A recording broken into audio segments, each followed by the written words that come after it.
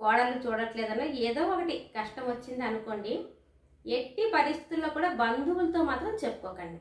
బంధువులతో చెప్పామనుకోండి, ఇంకా మన ఇంటి పరువంతా బయట పెట్టేసినట్టే అవుతుంది. ఇప్పుడు మనకి శత్రువులు ఎవరు అంటే బంధువులేనండి. వాళ్ళే. స్నేహితులతో ఏదైనా కష్టాలు చెప్పుకోవచ్చు కానీ, బంధువులతో మాత్రం చెప్పుకోకూడదు. వాళ్ళు ఎలాంటి వాళ్ళంటే, మన దగ్గర మంచిగా మాట్లాడి, మన తాలూకే విషయాన్ని తీసుకొచ్చి మళ్ళీ కోడల ముందు పెట్టేవాళ్ళు ఉన్నారు. కోడల దగ్గర విషయాలు తీసుకొచ్చి మన ముందు పెట్టేవాళ్ళు ఉంటారు.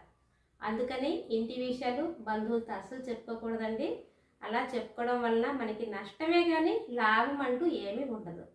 ప్రతి ఒక్కరూ ఆరోగ్యంగా ఉంటూనే ఈ జీవితం గడిచిపోవాలి అని కోరుకుంటూ ఉంటారు.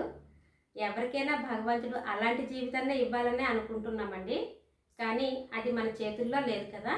వృద్ధాప్యంలో నేర్చుకోవాల్సింది ఒకటేనండి, మనం తక్కువగా మాట్లాడాలి, అనవసరమైన సలహాలు ఎవరికి ఇవ్వకూడదు, ఏ విషయంలోనూ ఎక్కువ జోక్యం చేసుకోకూడదు.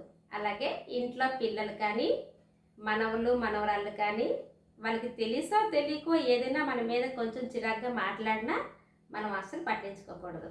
ఇలా ఉంటే చాలండి, ఎలాంటి ప్రాబ్లమ్స్ లేకుండా ఈ లైఫ్ హ్యాపీగా సాగిపోతుంది.